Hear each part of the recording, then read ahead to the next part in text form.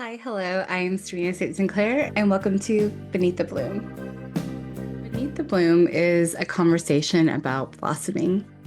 In a world of billions of lives where no two stories are the same, yet somehow we all forget how extraordinary that is. This interview series is to remember that. Each episode follows a journey inspired by Persephone's descent, the meadow where our stories began, the descent where we met loss, rupture, and transformation, and the return, where sovereignty is reclaimed and we choose how to bloom again. My guests are witches, pagans, occultists, seekers, creators, and everyday people, often those who have been othered for walking paths outside the accepted. Across different practices and beliefs, we find something shared: resilience, meanings, and the quiet courage to become ourselves. These conversations aren't just stories, they are maps and mirrors. Whether you're still in the meadow, deep in the descent, or finding your way to the return, you are not alone. This is Beneath the Bloom. I am so excited for our guest today. Our guest today is Christopher Penczak. He's a modern witch working in the Temple of Witchcraft tradition and the community he helped co-found. His practice focuses on the intersection of love, will, and wisdom as an ethos for today's witch, and focuses on the relationships in the plant realm, the patterns of astrology, traditional occultism, and uses of trance in the craft. He's the author of many books, including the award-winning Temple of Witchcraft series, The Plant Spirit Familiar, and The Mighty Dead, as well as the co-owner of Copper Cauldron Publishing. Christopher keeps an office in New Hampshire and sees clients in person and online for reading, healing, and personal consultations. His vision of the evolving witchcraft culture makes magic accessible to all, and yet preserving the heart of mystery. I personally am so excited for this conversation. I have a lot of respect for Christopher Penczak and all of the work that he has done and contributed to the community, and he's a prolific writer, and I just like it. It's just an honor to have him on today. So, without further ado, let us begin. Hey, good afternoon, Christopher. How are you today? I'm doing good. How are you doing? I am all right. I'm so excited to have you here. I'm honored that you would come on to my podcast and come talk to me. I'm very nervous, but I'm just not because you have said anything. You've been so nice to me so far. It's just an honor to talk to you. Do you want to give a short introduction? Yeah, well, my name is Christopher Penczak, and I am one of the co-founders of the Temple of Witchcraft, and I've been an author for almost 30 years, and I pretty much spend my time traveling around the country or the world, really, at this point, teaching witchcraft. That is so cool. It's a good living. It's a Truly. good life. I enjoy my life a lot. I'm very Yeah, blessed. I feel like that's kind of the dream, honestly. I mean, for some people it is, but I think it's really cool to like spend a lot of your time in a spiritual space like that, and education as well. It's got to be very gratifying. So, hopefully one day maybe I can say the same. So I really want to begin with your backstory on where are you from, and uh, we've tried to start in the meadow of like where are you from, where did you grow up, and what's your background? Well, I live in New Hampshire now, and I grew up in actually the same town that the Temple of Witchcraft is in right now. So I was raised in Salem, New Hampshire, the other Salem compared to Salem, Massachusetts. Everybody knows a little bit better than that. And then I left for maybe a good 10 years, and I moved back to open up the Temple of Witchcraft again in Salem, New Hampshire. So this is sort of New England has always been home base for me. I can't really imagine living any other place than New England. I love the seasons and just had a snowstorm recently, so I love the kind of change of everything going on around here. And the kind of New England magic and the seasons of New England really kind of shaped the way that I look at my magic. The entry point that I had to all of this, I began all this as a skeptic. I actually thought so much of this. It's so funny that I do this for a living now, and this is my vocation because I thought this was all crazy. And the person who introduced me to it, I thought they had joined a cult, and I was like, I got to save you from the cult. But the entry point for it was Salem, Massachusetts. So I had a teacher, mentor. She was actually my art teacher growing up. And she studied with a woman named Laurie Cabot, who's a very famous witch in Salem, Massachusetts. And when she told me she was a witch, I was raised Catholic, had all boys Catholic school, that whole kind of background. And it was back in the days where there weren't really pagan families, and it's hard to explain to so many people today. Like late 80s, early 90s, this really wasn't super open. Like people, if they were publicly a witch, people thought thought you'd lose your kids and lose your job. And she had a business in town. So she didn't tell anybody she was a witch, but she shared it with me, but waited until I was 18. Because that was the whole thing. Like, you didn't want to be perceived as corrupting a minor. You know, it wasn't even though we had the freedom of religion, it wasn't like it is today. Although who knows what the way the world is right now. And that idea, she introduced me to witchcraft. I thought she was sort of joined a cult or had joined something kind of crazy. And little by little, she started sharing with me what her beliefs were and what her practices were. And I got to visit her coven, and she taught me how to read tarot cards and meditation. And eventually led me to Salem, Massachusetts. My first circle was a big Samhain circle that was the anniversary of the witchcraft trials. And there were TV cameras and kind of documentary crews and things going out there. So that was sort of my intro of both the public side of witchcraft and the spiritual side of witchcraft. And from there, you know, kind of community just kind of grew, and I started studying with Laurie Cabot and eventually kind of branched out on my own. But I never really planned to do this for a living. I was actually have a background in music, and I wanted to be a musician and just have kind of the occultism and the witchcraft on the side. So things would just kind of blossom from there in ways I couldn't have expected. I have so many questions. um, so you said that you started, you wanted to be a musician. Do you Yeah. sing or play an instrument, or I what actually did have a that look like? degree in classical voice. Oh, wow. Oh my Yeah. gosh, that's So technically, amazing. I have a degree of performance in classical voice, but I never did that professionally. My minor was in music business. And at the time, like I used to joke, I did heavy metal by night and classical opera by day, which was kind of true. And then when I left, I actually had a very big band breakup as I graduated from school. And so it was a very Spinal Tap moment. We broke up on stage. It was kind of tragic and funny at the same time.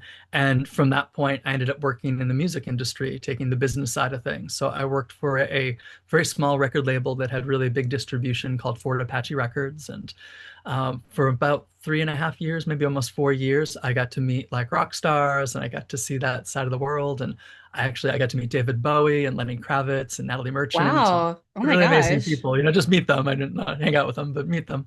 And I got to meet a lot of people who were like gold record or even platinum record, people we don't, you know they're not household names like a David Bowie would be.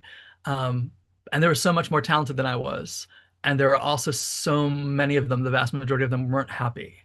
And sort of observing that all, I realized, oh, I don't know if I want to do this for a living. Like, I don't know if this is a great environment for me. I was going deeper into my spirituality. And I started getting messages in my meditations that I needed to teach more. And at that point, I was running like a once a month book club meditation group, you know, just for some people who were interested. And I kept on getting this image of the goddess coming to me saying, you need to teach more, you need to teach more. And I didn't want to teach more. I wanted to get back into songwriting. And at that point, I was starting to question it. And then the day that I agreed to teach more to the goddess, 3 days later, I got laid off from the job. And I started Wow. thinking, like, do I have to move to New York? Do I have to move to LA? This was based in Boston at the time, which isn't too far from where I grew up.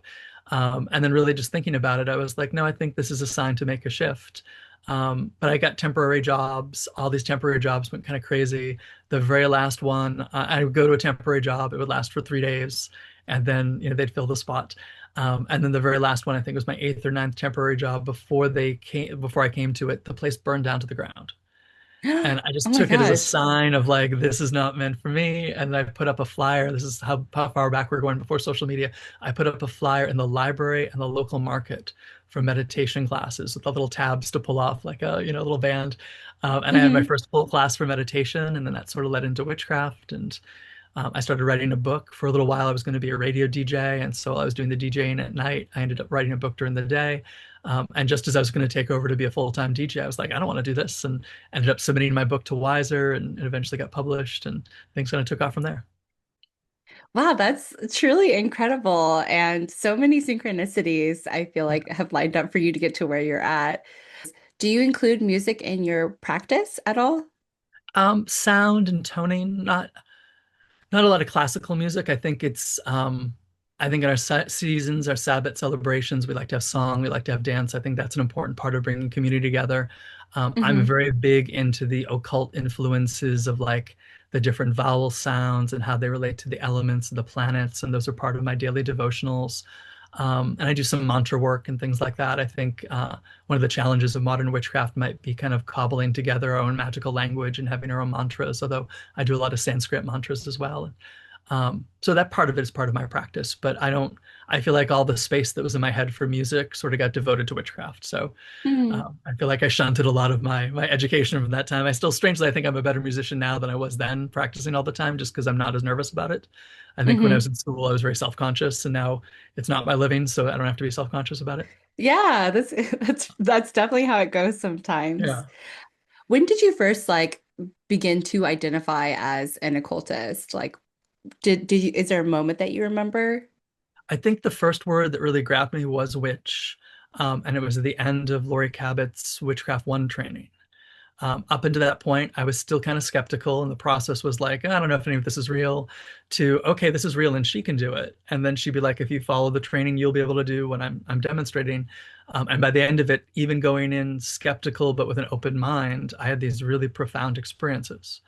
And particularly, it was about psychic diagnosis and psychic healing, where you get the name of somebody and their age and their city of residence, and you get into a trance and you call them up on the screen of your mind and you're able to describe them and diagnose something that has been verified by a doctor, some physical ailment or injury. And you do it 3 times as part of the graduation test. And I had a really great success with that, thinking it wasn't quite real or thinking I couldn't do it. And that just sort of blew my mind open. And through that process, like a lot of the teachings are about our interconnectedness and, how our thoughts are things and that your thoughts project out there and other people's thoughts project upon you. And at that time, I was in the closet. I was generally, I mean, looking back on it, I had a wonderful life growing up. But I think at the time in the early 90s, I probably didn't appreciate it as much being in the closet, being raised Catholic, not feeling like I could be myself. The world was in a different place. And so I was kind of unhappy and somewhat depressed. And I realized through that I was like radiating out those thoughts and that anger and that depression. And once you start to realize that's an energy, I was like, oh, I need to change. Like, not just for myself, but like for the world. I'm poisoning the world by not being clear in myself, and I'm poisoning myself with that. And so at that point, I think I really realized, awakened to, or just accepted like witchcraft was it for me. And I started using the word witch, and I got probably a little zealous as we do when we first get into things. So I wanted to tell all my friends I was a witch, and a lot of them were raised Catholics, so they're like, "Ooh, that's kind of crazy." But for the most part, people were accepting of it, and that's when I really started to embrace the label of witch. And I think as time has gone on, um, I think at that time, most witches were occultists by default. And I think as time has gone on, there's so many different flavors of witch, and there's so many different ways of looking at witchcraft. A helpful word for me has been occultist, because I think there's a lot of people who are about the folklore of witchcraft. And I think that's interesting, but that's not really where I'm at. Or a lot of people really religiously witchcraft. And although I define witchcraft as a religion because it's convenient if you're getting persecuted by the government, I'm not really religiously devoted. I'm not someone with a lot of, even though I'm part of the magical priesthood, I'm not devoted to any one particular deity the way some people are. So for me, occultist is trying to figure out the secrets of the universe. And that's sort of where I'm at with it. So I like looking at all those kind of occult systems and arts. So I would say probably maybe 10 years into it as witchcraft started getting broader. So it was probably early 2000s. I started embracing the idea of occultist as I started traveling and doing more festivals and seeing there was so many other types of witchcraft other than what I was introduced to. I started using different words to kind of differentiate that. Sometimes I describe myself as a hermetic witch. For a while, the word shamanic witch or shamanic hermetic witch kind of worked for me, but that idea of um, both working with the spirits directly and always having a paradigm or a pattern to follow. Like, I think for me, what distinguishes an occultist is you're looking for patterns and trying Hmm. to work in patterns. And I think you know, that's been a defining part of my practice since the beginning, but I think I didn't always have the word for it. Oh, yeah. I think that that's a very interesting distinction. Um, I just use occultists when I talk to people because I find it easier because I talk to so many people with so many different magical practices. I feel like which doesn't really encompass everything that you're talking about. So yeah, that's an Right. interesting definition and distinction, and definitely makes sense to me. Some Um, people get mad at me because I have a very wide definition of witch, so witch does have all those distinctions for me, but I know it doesn't for everybody. So I like occultist. I used to say metaphysics, like when I was out in public and before I was very out about all this, people would be like, "What do you study?" I'll be like, "Metaphysics." And someone was just like, "Did you get a degree in that in MIT?" And I was like, "Oh, you're thinking something else. Okay, occultist. I'll use occultist." yeah. But some people, I mean, not as much today, but in the past, occultist was like a fearful word.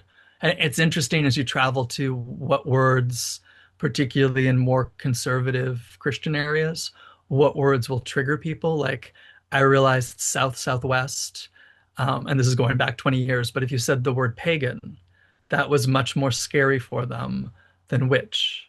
And Hmm. most people didn't know what the word Wiccan was. And back at that time, Wiccan and witch was sort of interchangeable. And now it's not so much. But it's interesting, different places. Some other places you could say pagan, and they just thought that meant godless. But if you said witch, that meant something evil to them. So it was interesting to see where you were in the world and what communities reacted to what word. But occultist, most people, if they weren't really into it, didn't know what that meant. So it was sort of a safe word because then people would ask you questions if they cared. Yeah. The only thing that I feel like when I use the word occultist, because that's probably the word that I use the most to describe myself, is the word cult is in it. So Right, then, right. people are like, what's that? What are you doing? Yeah. Yeah, around here and a lot of my family background, a lot of the not everyone, but a lot of folks in New England have that Catholic background. So when people are like, Mhm. "Oh, occultist, are you in a cult?" I was like, well, "Are you Catholic?" And they'll be like, "Yes." I'm like, "You're in a cult too, then." Like a cult is just a section of shared secret practices. There's things Catholics do that others don't. And they're like, "Is that true? I thought a cult was bad." I'm like, "Nope. Technically, the definition of it is just a group with shared secret practices." So it's always Yeah. fun educating people. They don't always want to hear it, but it's fun. Um, so you grew up Catholic. Was there a are you still practice any of that, or are you completely okay? Was there like Um, a go ahead. I was going to say, I have great reverence for the mysticism of Christianity, but I wouldn't Mhm. identify with it anymore. And my family had like folk Italian Catholic practices. I would even hesitate to call them magic because they wouldn't call them magic. But like I had aunts that read playing cards and had all sorts of like what we might think of as saints magic. And my grandmother and my mother's godmother were like the curse breaker, evil eye breakers of their hometown, where you'd have to kind of take the spaghetti pot with the boiling water and the olive oil, and they take a needle and stab the evil eye in it and everything. So I learned some of that just by Mhm. watching it. But I don't practice it in a Catholic or a Christian context. But I have respect for those who do. Was there a deconstruction period for you? Were you ever like really into being a practicing Catholic, or was it just like a cultural thing for you? So both sides of my family were Catholic, but I was raised more by the Italian Catholic side of my mother's family. And that was really impressionable upon me. I think I've always been spiritual, or I've always been a seeker of the mysteries. And so being raised Catholic, I think I really wanted to believe and I wanted to understand. And I think the more you learn about it and the more you read about it and the more you ask questions, at least for me, the less satisfying it was. Mm, Because a lot of times, like going to Catholic school, you had religion class every day, and I'd be the kid in the back of the class going, "What about the dinosaurs?" Or whatever it was that asking questions just theologically, there was, for me at least, so many inconsistencies. It was hard for me to get into it. And I think also by high school, I was in an all boys Catholic school. I was coming out to myself first and realizing like, oh, I'm being raised in a religion that thinks I'm inherently bad just for mm, who I am and these feelings that I'm having. And at that time it was love the sinner, hate the sin. But I'm like, oh, I haven't done anything, but you've already labeled me a sinner because I have these feelings. mm, And so it was getting kind of mad at the religion. Like I think I left Catholic school agnostic in some way. I believed in something. And I think that started me on a search more through Eastern religions. And at that time in New Hampshire, like the closest you could get to an Eastern religion experience was like yoga at a gym. Like there was no Hindu temples around, and there was not a lot of Buddhist teachings that you could go to and study. And that's sort of why I think I ended up in witchcraft. I think if I found a Hindu teacher in the beginning, I'd probably have been that, just because that's what initially called to me, because I felt like the polytheism of Hinduism and the psychology and the energy mechanics behind it, which is also part of witchcraft. But I think that was my first introduction to it. I had a yoga teacher who was into all of that, so she'd share that.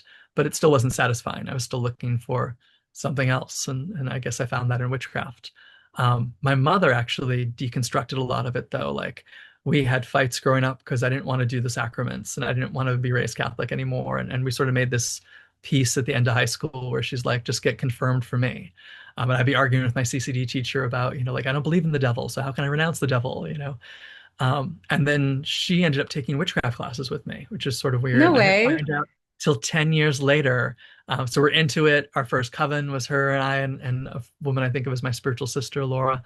And the three of us were practicing together. And she's like, I only took the classes because I thought you were joining a cult. And she knew if I told her, if I Oh, said to her, if I said I'm joining this thing and she forbid me to do it, I was 18 at the time when we did it. So I would just have done it anyway. So she's like, oh, I'm really interested in this. Like, can I come along? Just to make sure I was safe. But I thought she was interested.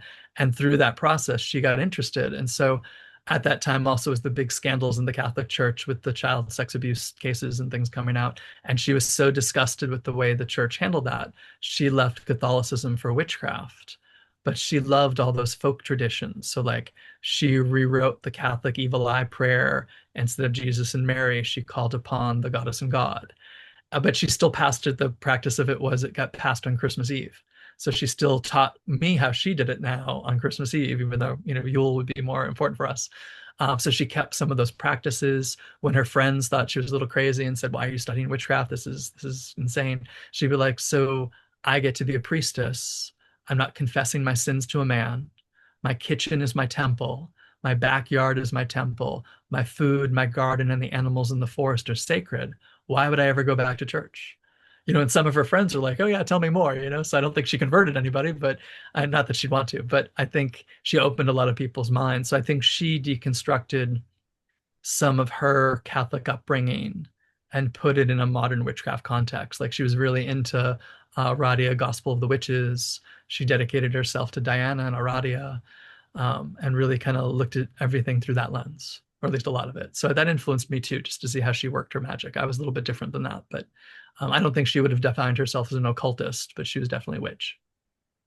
that is so fascinating. And also that is very, very sweet that she was like, I'll just join you to make sure that you're safe. Yep. And which is like a beautiful mother sort of thing to do. But then also to like find, to find a path of her own is that's what a cool story. Yeah, she's amazing. So very blessed for that. Oh, that's so sweet. So it sounds like your practice has changed so much over the years. Do you mind giving me like a quick run through of like how your practice started versus how it is now? Yeah, sure. And it has changed a lot over time. I think I often describe it to my students that I think a good occultist practice is like a trail of breadcrumbs, because every time Mm, you discover something now else new, it leads you to a new idea and leads you to another idea. And if those ideas aren't changing you, then what's the point? I think everything you mm, discover is going to change that practice. Um, when I first started, I was deeply embedded in the Cabot tradition of witchcraft. So a lot of that was about the science of witchcraft and getting into an alpha state. And it was very psychic oriented and very visionary oriented, which honestly has probably been a thread through my whole practice. I'm very, maybe not psychically oriented in terms of doing readings for people, but the idea of inner vision and communing with the spirits through inner vision has been a huge part of my whole practice for the last 30 years, 30 plus years. Um, so I think that started out, a lot of it was basic circle magic, some things we might think of as basic folk magic. Um, Key ideas that have kind of stuck with me has been the Wheel of the Year and the Path of the Moon. I would not say without fail, but almost without fail, I've kept all the Sabbats through most of my practice. And I tend to keep the full moons through all my practices, but what that looks like has changed. For a while, I got really deeply, I think I hit sort of what I would tell in stories with students and things, what I affectionately refer to, and this is no shade to anybody, but at that time I called the Wiccan Wall, because at that time there was so few books available to us, and they all sort of yeah. said the same thing. So I wanted to go deeper, and I was told witchcraft is about healing, but nobody was really doing a lot of healing.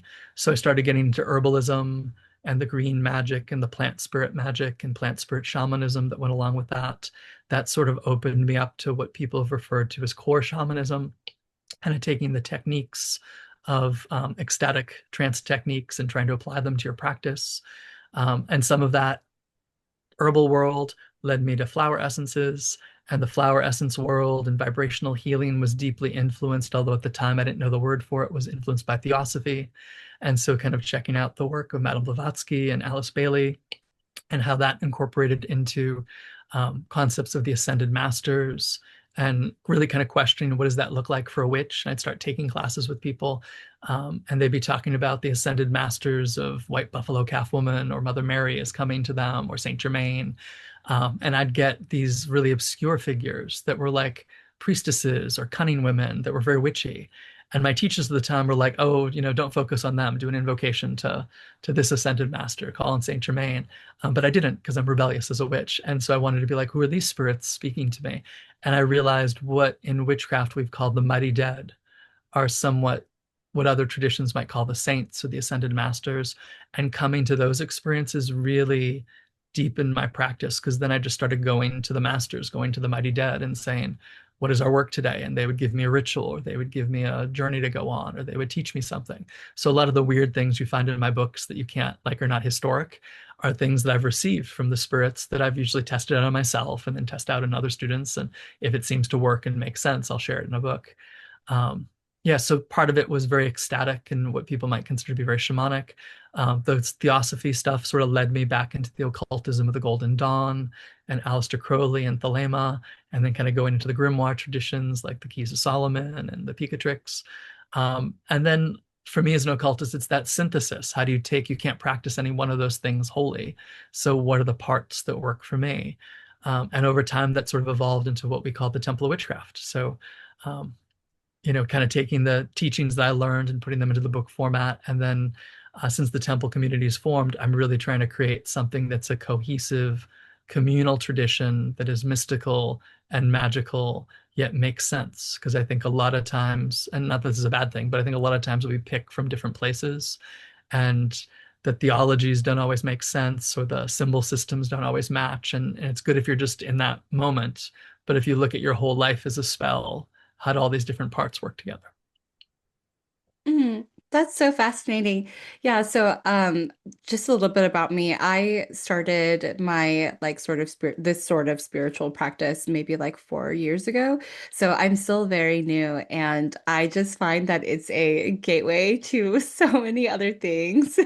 Kind of like what you're speaking about. I feel like I'm experiencing, I'm just like, oh, but this, oh, but this, but oh, but this. And then that is really interesting. It makes a lot of sense why you would like take so many different practices and then try to make them a cohesive practice. I find is it can be difficult because there's so much to learn, and then trying to tie it all together to make it work is a lifelong Absolutely. practice, I'm sure.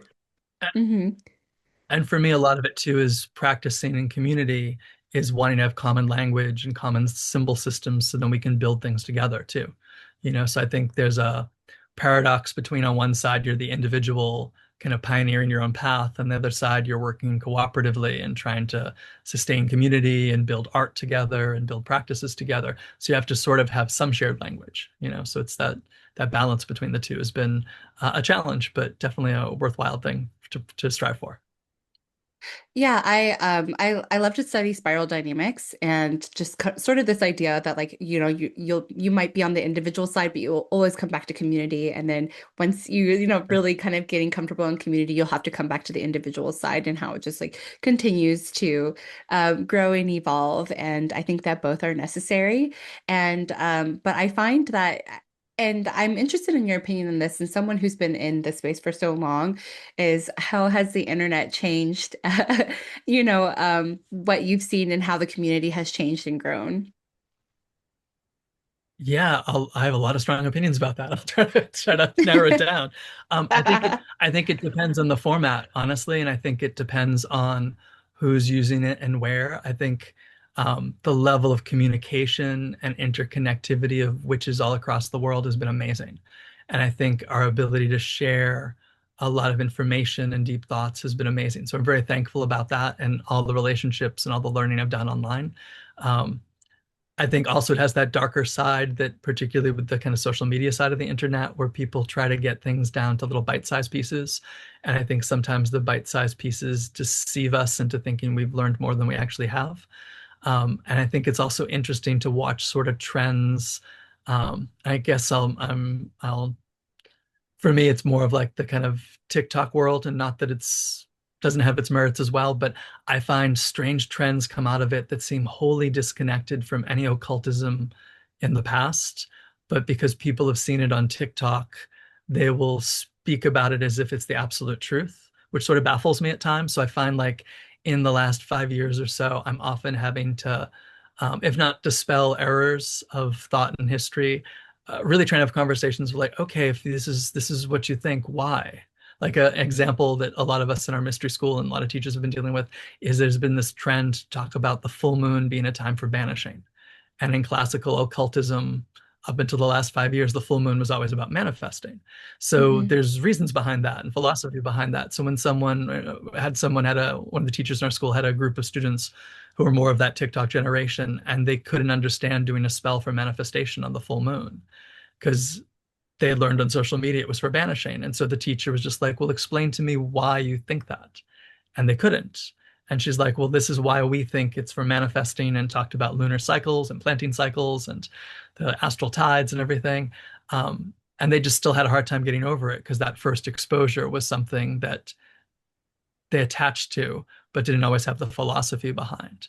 I think there can always be differences in practices and differences in ideas, but I think sometimes the bite-sized pieces don't give you the knowledge to understand the why behind it. I'm assuming that whoever started that idea had a why behind it, but nobody seems to know it now. So it's that idea of trying to get into, the why of the practice, the philosophy of the practice, the metaphysics of the practice. And I think continuing a thread from the past is important. And I think sometimes the internet really helps that because there's information I'd never have access to that I feel connected to because someone preserved it somewhere. Yeah. And there's a lot of weird things in occultism that like didn't show up in books. So sometimes it's really interesting these days that people will be like, well, cite your sources for that. There are all sorts of practices that are rooted in deep metaphysics, but we're in little groups that like, if you didn't know somebody was initiated in that group, you probably never got that teaching. Mm. And people kind of come out, like Raven Grimassi did a book called The Witch's Craft in the early 2000s, and it was all about, a big section of it was preserving practices that he's never seen in a book before, but he learned from his teachers in the 70s. But other than that book, you don't see those practices anywhere. But I think on the same side, I think sometimes the internet can disconnect us from the past because everyone often has a really strong opinion about something, but sometimes that opinion is not rooted in their lived experience or not lived in a metaphysical philosophy or not really rooted. It's just kind of an opinion. And then sometimes because things look good or are popular, get shared, but they lack that root. So it's good. I guess like everything in witchcraft, it's good and bad. And there's things about it that I Yeah. really appreciate. But it has been interesting the last 5 years of just having to um, see some misconceptions or lack of understanding kind of come up in the cited sources. I saw this on social media. So as an educator, that's sometimes frustrating. Yeah, absolutely. I That feel like makes that's so much my old sense. cranky man, get off my lawn speech, but No, I want to hear it. I just like again, I'm very new to this sphere, so I'm always so fascinated when I talk to people like how has it changed? Like I mean, you've seen so much and then something as pivotal as the internet, gaining popularity and stuff, and even hearing from the people who how the internet has changed over time and how, even communication. So when it comes to community specifically, do you think that the internet has made community easier or harder? both. Well, I think it depends on the community. I feel very fortunate. So like when I started traveling and teaching, I had a lot of in-person students and realizing I couldn't see them all every week when I started traveling. I do these weekend intensives, and then people would want more from the weekend intensives. So I started doing little apprenticeships and we did them online. And then that sort of grew into a school. So now I have a school that has in-person teachers that teach out of shops and things, myself included. I teach here at the Temple of Witchcraft in person, but we also run an online section of it. And the online section is really popular. We have more people apply to it than we could ever take because it's not just take a class and do as you will. It's like mentorship and there's homework due, and because it's an initiatory program. And if you get through it, whether it's online or in person, you get initiated into the tradition and you become a part of that current. We have a lot of classes that are do your own thing and show up as you will, but the mystery school classes are I don't want to say regimented, but are very formal. They're like going through a coven training or a lodge training.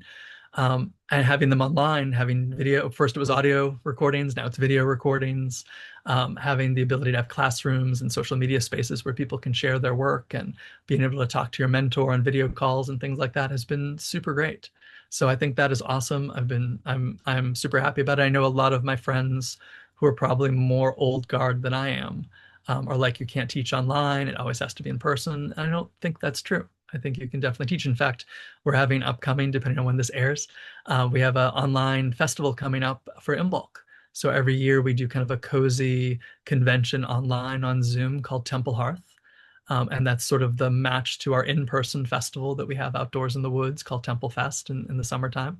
And so it's been great community. It's been great because our community has people in Hong Kong and Sweden and Spain and Greece and Italy. So Um, cool. and all those people can't get together. It's just not feasible financially for a lot of people. It's not feasible with the way the world is right now. So there's ways for us to kind of come together. It's different too. The in-person gatherings, which I think are still important. I think face-to-face time with a teacher, if you can get it, is really important, but it can't always happen for everybody. So I think that is really, really great about kind of connecting community. I do think sometimes online worlds can create a illusion of community that isn't always there. Like I think people can bond in a Facebook group, or another particular forum. I don't have anything against any particular forum, but I think it's very easy online for people to kind of have intense emotions, and then they will assume those intense emotions are reciprocated, and you don't have like the face-to-face response with people. So then sometimes people get more hurt feelings because they think that they've created this bond, or sometimes people will call Patreon groups or Facebook groups or things their coven. And there's a different psychic mechanic that happens when you're in an actual coven, even if it's an online coven, but then just a group that posts and chats and supports each other. And sometimes people misunderstand that, and they can think that they're in a deeper community than they might actually be. I think as long as you understand what you're in, it could be wonderful. And there's forums that I love that I feel like I've grown close to people and gotten a lot of good learning and support from, and offered support and learning to. But it's understanding that if that's the only experience you've had, you might think it's the same as initiation into a magical order, or you might think it's the same as being part of an intimate 13-person only coven. And then bad experiences there might sour you to groups. So I think that can be tough too. So I think it's just really being clear. I think in person or online, clear communication is always necessary and doesn't always happen. Hmm. Yeah, that's so interesting. Um, I mean, I think that just reflects back to what we were talking about earlier about how, the internet can be so amazing. Like you have people from Hong Kong and Spain, and then also like you said, the sort of like, and correct me if I'm summarizing what you're saying incorrectly, but the sort of watering down of what does it mean to be in a coven? What does it mean to, learn certain traditions and actually understanding where those traditions came from and why we do the things that we do. It sounds like it's just been a lot of watering down these days. Oh, and I think it's always happened. Like I came into this during the 90s. And so Hmm. I had my first training right before the Craft movie came out. I'm dating myself there, but and it sort of had the big boom, of it. And people who didn't know anything about witchcraft as being a legit thing were suddenly talking about it. And I remember at that time my elders being really pissy about it. Like Mm. they were just like, oh, now this is open to everybody, or it's getting watered down, or nobody really understands it. And I was thinking like, oh, this is great. Like we can reach more people, and like, this shows how some of the cool stuff we do. Some of it wasn't great, but it shows it gets people talking about it, and it got more books published, and it got more information out there, and it got more people able to kind of gather in groups and feel safe about it. And like I think of back in the days of like Borders books and Barnes and Noble having witchcraft like meet and greets and meetups and things like that, and their cafes supported it because not every place had a witchcraft shop. Mm. So it was so great about that. But my teachers were sort of mad about it. And now that we're how many years later, 30 years later, and see some of the changes, I also think, oh, am I getting a little old about it? But at the same time, I remember me as a kid going, this is great. So part of me tries to hold on to that. Like each generation has their own expression of it. It's not going to be my generation of it. Can I point out, and a lot of my writing publicly is about pointing out not to lose things from the past, but at the same time, also encouraging new forms and new ways. And I think the leaders of tomorrow are going to do things very differently than how I do, and they should be encouraged to. But I think encouraged to, while encouraging roots, while encouraging clear communication, while encouraging community in healthy ways.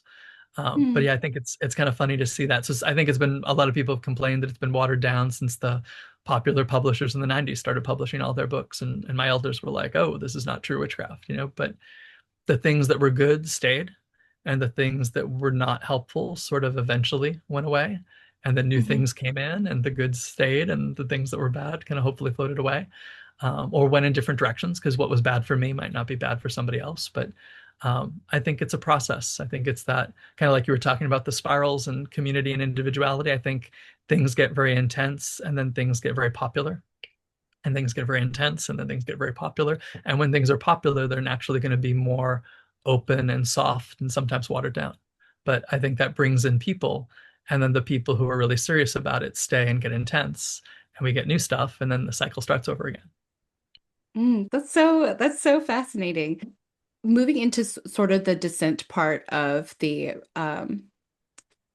moving into the descent part of the interview, have you ever gone through like a personal underworld or a dark night of the soul? And how has your practice helped you get through that? Absolutely. A big part of both my teachings and my own personal practice is what is so wonderfully called today shadow work. But that idea of ritualistically and as an occultist following a pattern to make sure you don't miss anything, because I think sometimes it's easy to miss your blind spots, doing that kind of underworld initiation. So I think a lot of the natural kind of catalysts of things for me have been growing up at a time as a queer man and a witch in a community that does not encourage nor support that, and having to kind of wrestle those feelings, and even amongst close friends and family. And being a witch at the time when I was doing that, because I became a witch at 18, 19, and then kind of came out of the closet at 20. So a lot of that was like all wrapped up together in how I face the world and how I comport myself. And then the kind of challenges that go on from that, from changing careers and the dark night of that, to facing tragedies in family and sicknesses and deaths in family.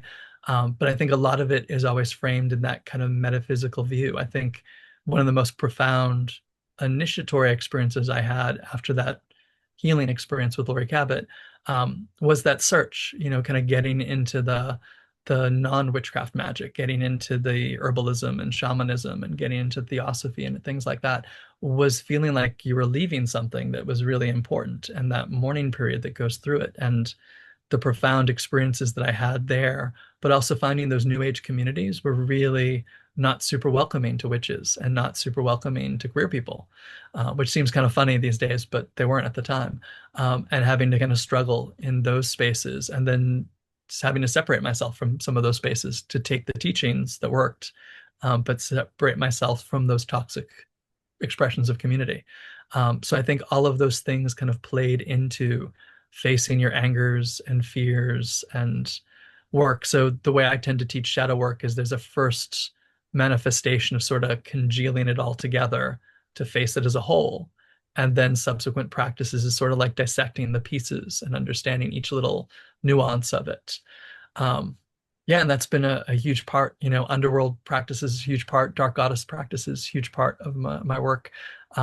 Another word I like to use for myself besides occultist is alchemist, because a lot of it's actually laboratory alchemy through the herbalism and making particular tinctures and things.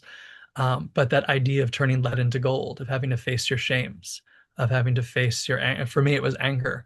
A big part that kind of got me onto this. I mentioned before that my band broke up on stage. Well, my band broke up on stage because they were cool with gay in theory, but not in practice. So the first time I brought my partner now, Steve, I've got two partners now, but my partner, Steve, who I've been with for over 30 years, was the first guy I ever brought to band practices and shows and things like that. And I didn't realize that there was that tension. I didn't realize that there was not that acceptance, because I was very open about who I was. And it ended with a spectacular fight on stage, very Spinal Tap moment of, breaking up on stage. And after that was what sort of set me on my healing journey. So when I started working with the flower essence practitioner, it was actually because I was having liver issues. And it was interesting with those liver issues in Chinese medicine. Liver is the throne of anger. So I went to this herbalist, and he's like, well, why are you so angry? I'm like, I'm not angry. I'm very peaceful. Like, I'm very spiritual, don't you know? And totally lying to myself.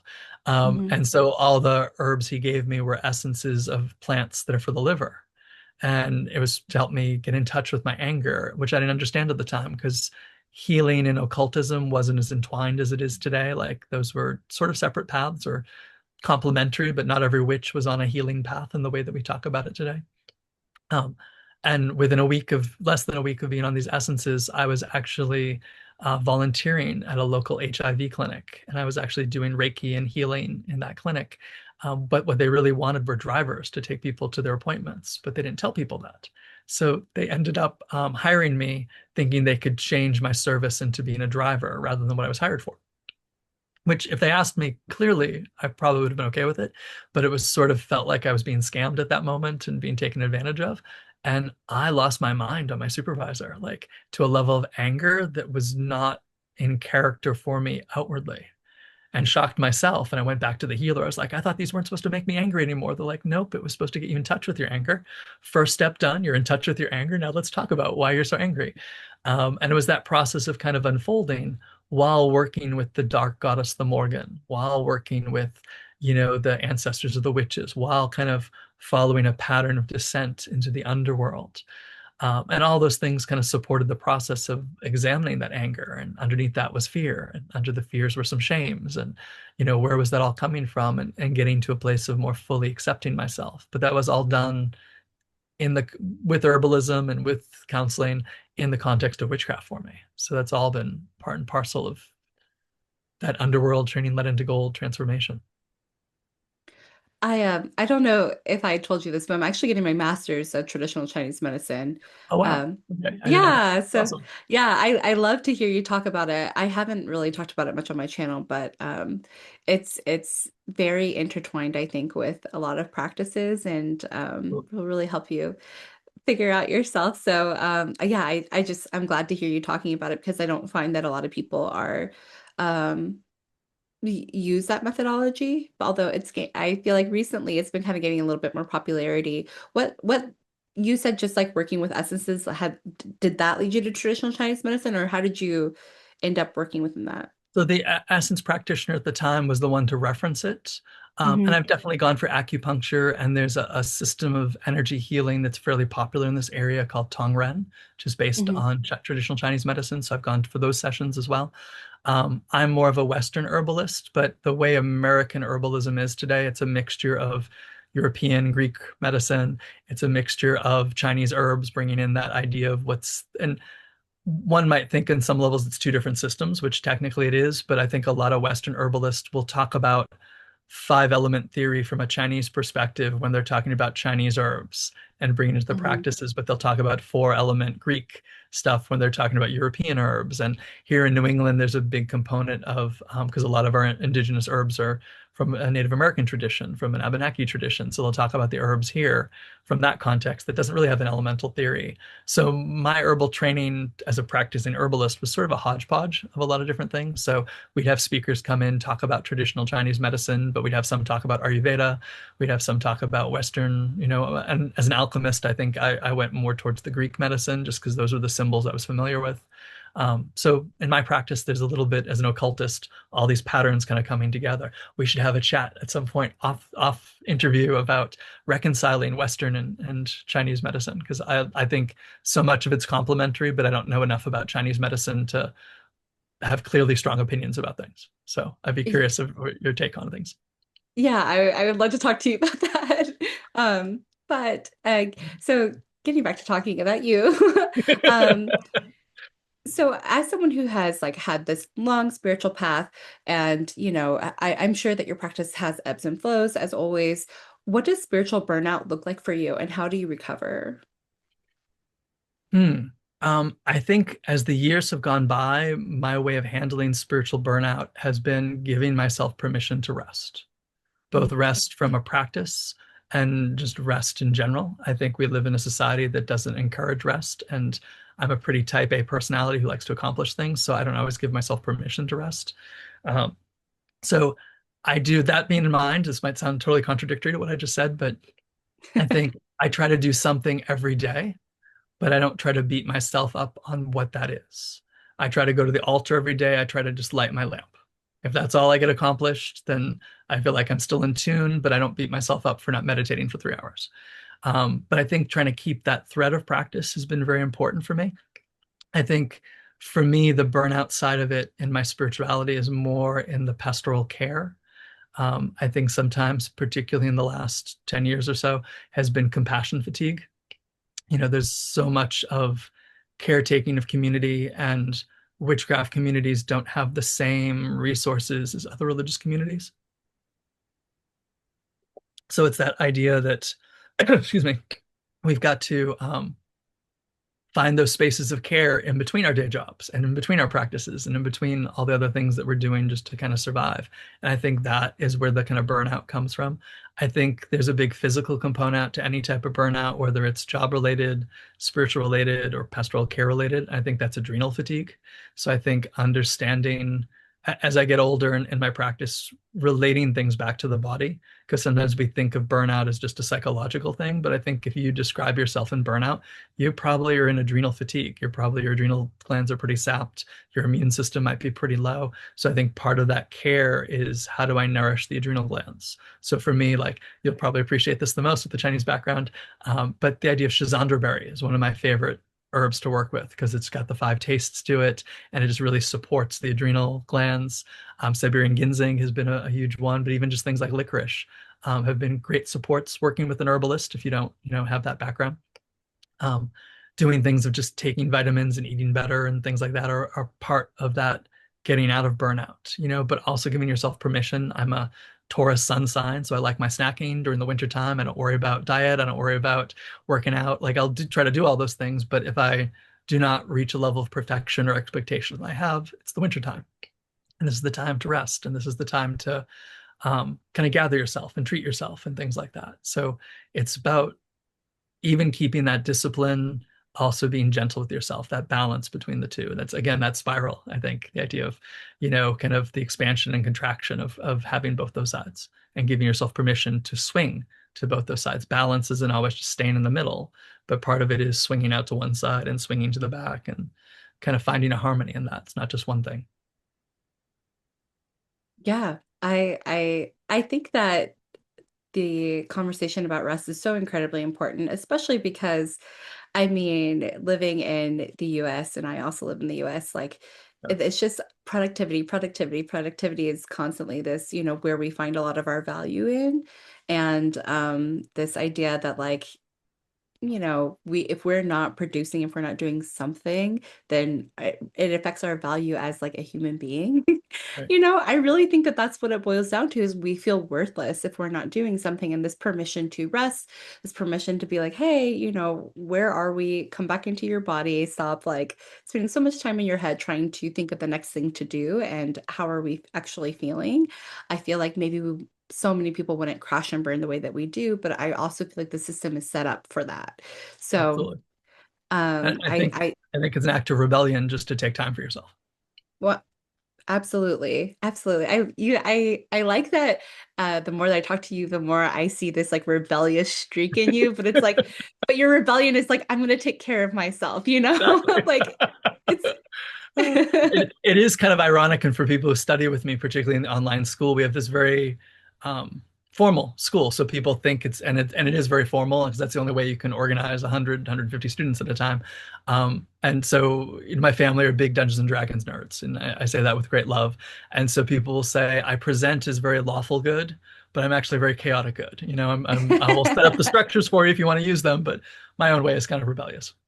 Yeah, those are my favorite people. I Yeah. will I don't know. Again, like, I'm kind of new, but I find that practicing any sort of occultism, but also witchcraft, is like in itself a form of anarchy. Like, it is like it's rebellious in nature, and I love that. I don't know, that's very delicious to me. I'm like, oh, I'm like doing something different outside the box and kind of choosing for myself, and I think that that's a really beautiful thing that deserves recognition and, to me, celebration, and maybe to you too. I agree 100%. Yeah, I mean, there's a certain level of wonderful craziness to think my will and my intention for myself, my small coven, my community is going to change the world. Even if it just changes the world in a small way, you're going to change the world. I mean, I think a lot of people raise this idea that they can't change the world.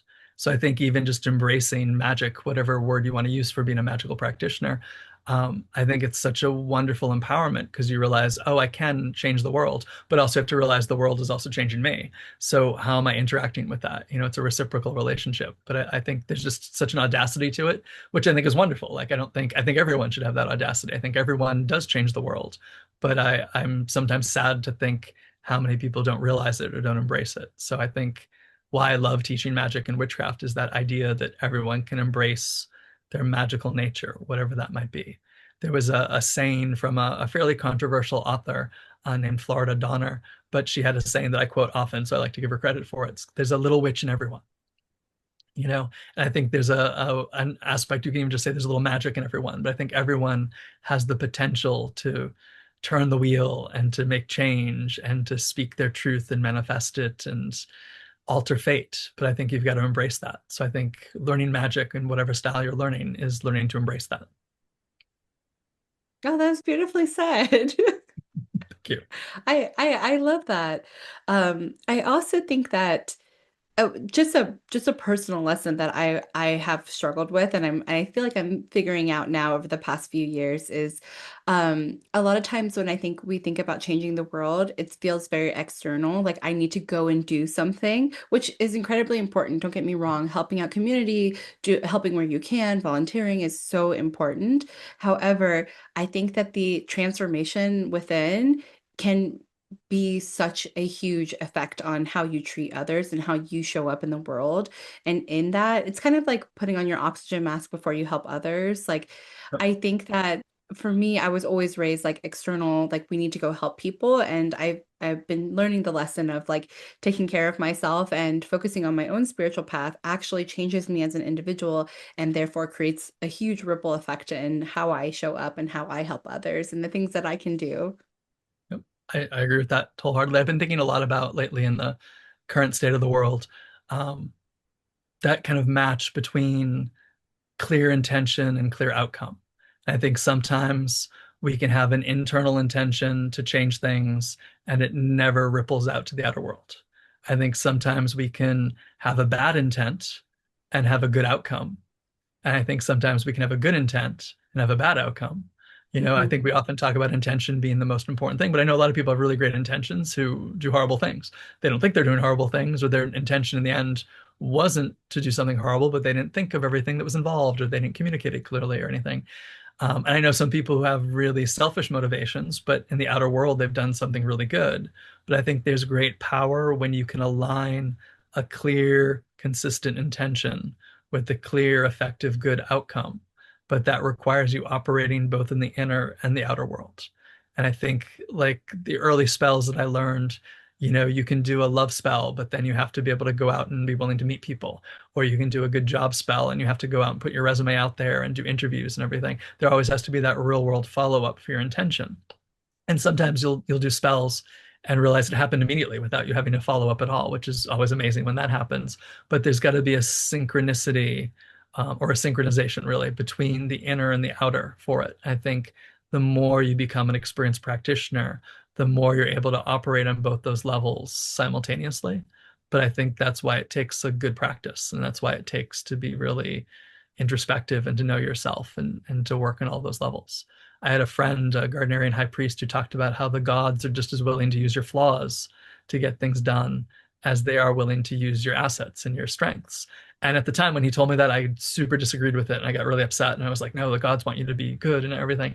But they use, and spirits and people will use with who shows up and how you show up, and, to be the most effective. But I think things can be the best when you have that clarity internally with that clarity of intent externally.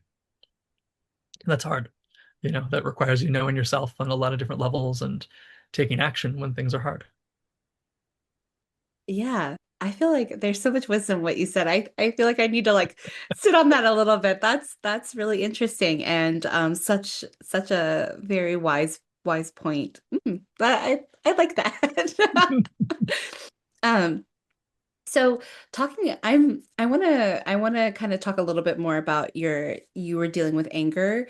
How do you, if someone's struggling with anger right now, like specifically, what would you say to them? I think it's not so much about what we say, but it's getting in touch with the feeling of it. I think a Mm, lot of times when we don't process, I don't think anger is bad. Don't get me wrong. I think there's righteous anger. I think a little bit of anger can be good for the soul. If it's directed in a reasonable way. I think there's that justified anger. I think it's hard not to look at this world and not be angry. I think the problem is when it consumes you. Mm. And I think when you don't process it and it builds, it can consume you. And for me, it's also that like that personal anger of being angry at the world for not being accepted. Part of that process is feeling, well, what is that like? I started to craft at that time and early in my practice this image that I think a lot of us do of like, oh, I'm a spiritual person. I don't get angry. I'm just, and it's all the tropes that are out there in the metaphysical world. Um, but I think the most spiritual thing you can do is realize, oh no, I'm really angry at you at this moment. And I'm making a conscious decision to modulate how I'm going to act right now. It doesn't mean I'm denying how I'm feeling, but perhaps I don't want to say something I can't take back. So I'm acknowledging my anger, whoever I'm angry with, and saying, I'm going to step away into this moment till I get some clarity of how I want to express this. I think that is super helpful.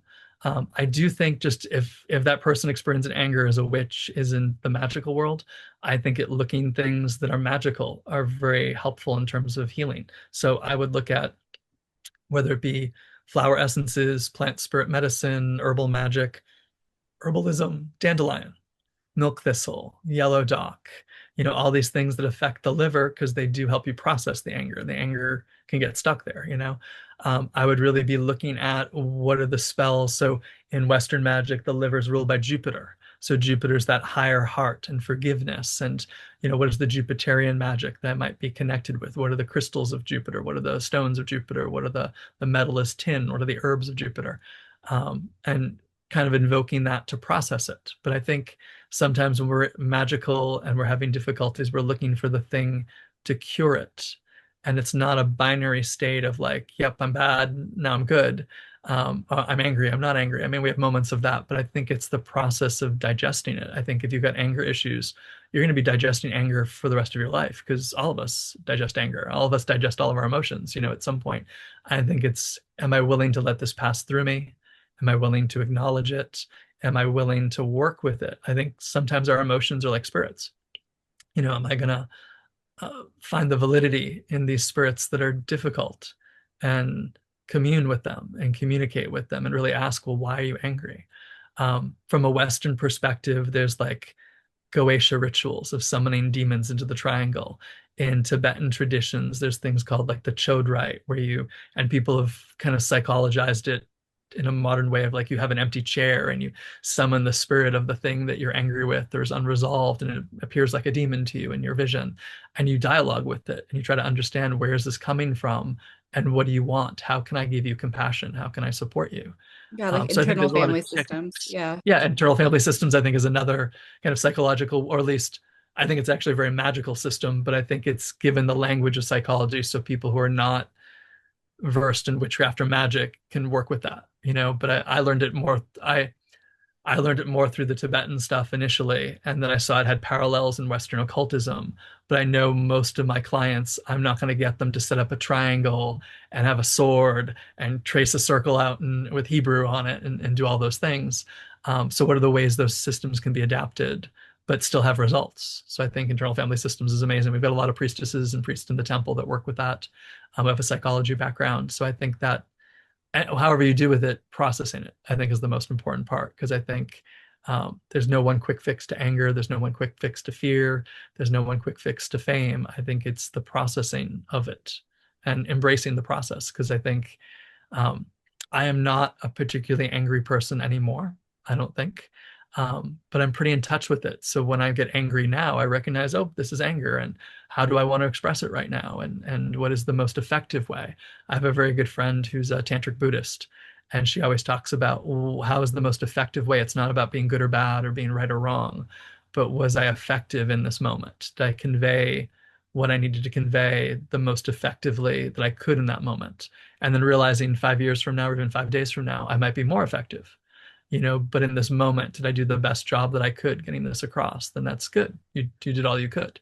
And even if it blows up in my face, if I did the best job I could in that moment, then that's all I could have done. Hmm. What are you most proud of yourself for? Mm, that is a great question. I would say in the end, my relationships. I feel Hmm. like my partners, Adam and Steve, I'm proud of our relationship and how we've built a life together. And they're both my partners romantically and in life, and they're my partners in the temple. They're the fellow founders of our community. So I think all of that is sort of entwined together for me. I can't parse out one part of it. But I think having mature adult relationships with my loved ones. And I think that expands outward to I have very good friendships and friends that are not blood family, but are family. And I think maintaining and caretaking those relationships are the most important thing. I am proud of my work. I'm proud of my books and things like that. I think I'm very appreciative that I can do that for a living. But I think it's those living relationships I'm most proud of. Oh, you said your partners' names are Adam and Steve. Yes, yes, which gives What all is? sorts of biblical jokes out there. I You've cannot heard help them but all, giggle. yes. Yeah. Yeah, yeah. So I'm That's in a polyamorous triad with Steve Kenson and Adam Startwell, and they're both fellow presenters in the temple, fellow co-founders in the temple, and have their own careers in both metaphysics and beyond. Steve's a role-playing game designer, and Adam is oh a kind of cool. hypnotherapy Wow. practice, but on top of doing the magic and witchcraft. So yeah, Oh man, you guys are what a cool triad. we are. Yeah, I'm very proud of Oh, them. you know what though? I feel like being able to maintain those mature relationships though come from working on yourself, and from your spiritual path. I mean, it's it because like if you're really out of balance with like anger or whatever emotion we're talking about, are you able to handle those relationships? And I think the beautiful relationships come from being, growing as an individual. And and again, it's that spiral I keep going back to that you brought up before, but it's that growth of the individual, but also growth of the relationship. And it's really interesting as a triad. Someone shared with us in the polyamory communities of like, well, you have a relationship to each of your partners. We have Hmm. what would be called a triangle. So we have a relationship to each of our partners, and they have a relationship to each other that isn't about you. Just as you have a Hmm. relationship to each of them that's not about the other one, yet you all Hmm. have a relationship to the whole. And Yeah. realizing that we all have a relationship to the relationship as a whole was really kind of Hmm. mind-blowing for me as well, and realizing that there's a That's spirit to relationship, there's a spirit to your marriage. yeah. That's really Yeah. nice. I've never thought about it like that either. And that's lovely. I love Thank you. that. Um, so my last question before my second to last question is, do you have a magical hot take? A magical hot take. I don't think I have hot takes. I have to say yeah, I feel like I write all these really long and lengthy blogs because I can't just sum things up in a hot take. That's I guess fair. if I had good advice, sometimes people ask me, "What is your advice for practicing people?" I don't know if that's a hot take or not, but I Yeah. would say learn witchcraft, do witchcraft, be witchcraft. That's my hot take. Mm, I like that. Thank you. So my last question for everyone is, what are you currently blooming into? Do you have any projects? Obviously, you have your temple, but do you have any other exciting projects coming up that people should look forward to from you or? Yeah, I have so many things in different phases of development. So I just came out with a book called The Goddess of the Cauldron.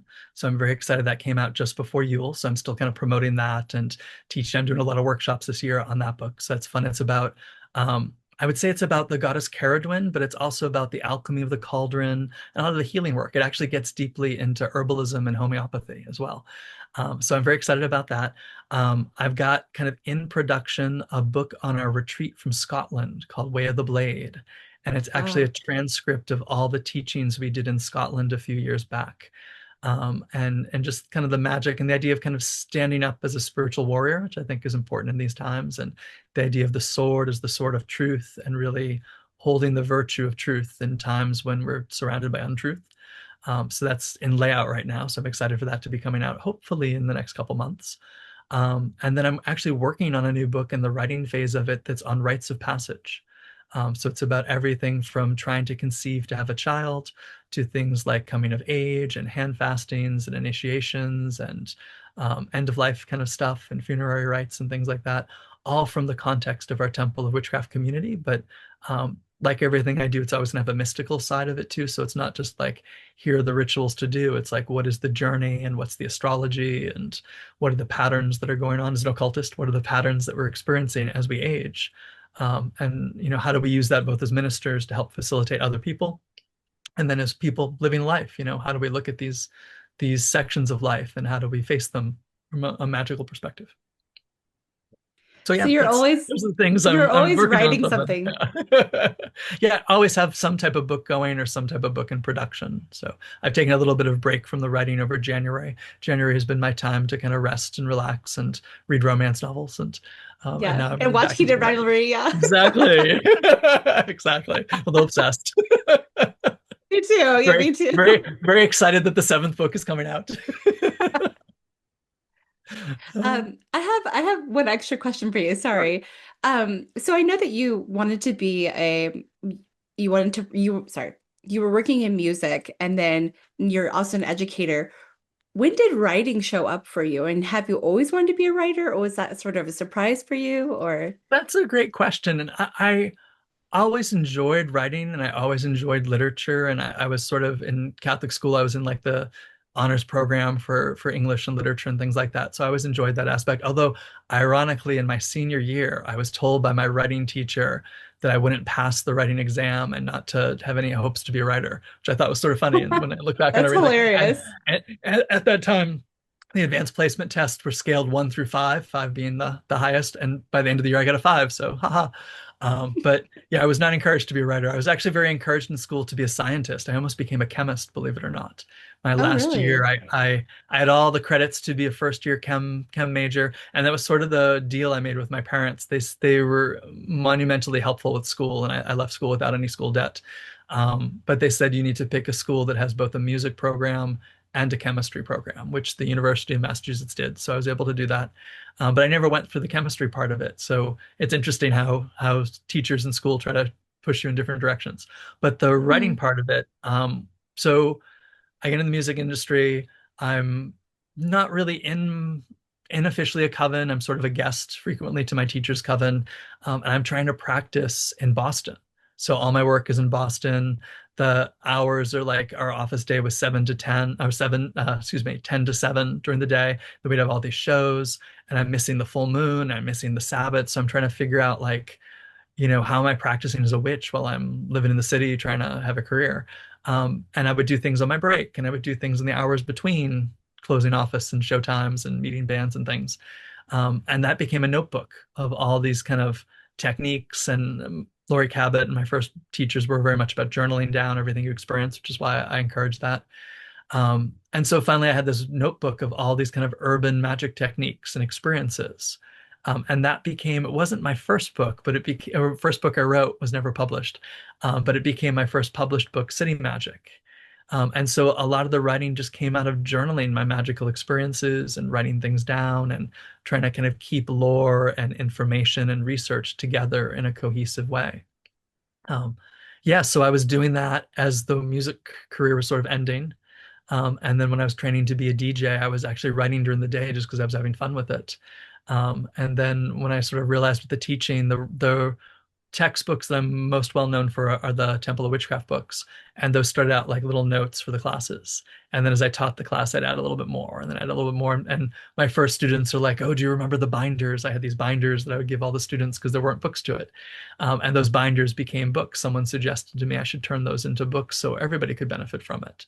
And that's how I really got into the writing and aspect of it. And I think teaching, it's always been an extension of my teaching. It's a way to reach people who you can't physically sit with, or ways of when you're teaching with somebody, you've got 2 hours and you've got way more than 2 hours worth of material to talk to. Here, read this book and we'll come back and talk about it. So it's sort of extended from that way, but I didn't really have a lot of formal education in writing. I honestly don't think I'm a particularly good writer. I think I write like I speak. And I think I write like I teach. And these days now I've been transcribing Zoom classes and having those turn into books and things. But I'm not a particularly literary person. I think I just like to convey information, hopefully in thoughtful ways. So that sort of Hmm. came out in that way. But I I, lo- I think before that I was a composition major for a while for writing music.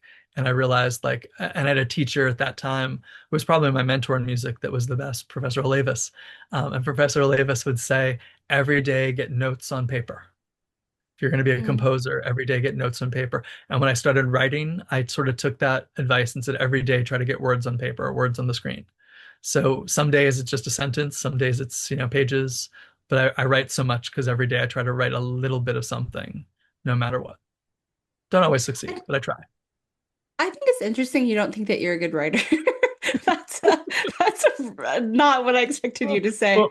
I think a lot of people are literary, or they have a greater conscious grasp of the English language, or, if I keep making a mistake and my editor points it out, I'll eventually learn the rule and get that together. And I'm graced with some really good editors. But I think my passion is not the English language.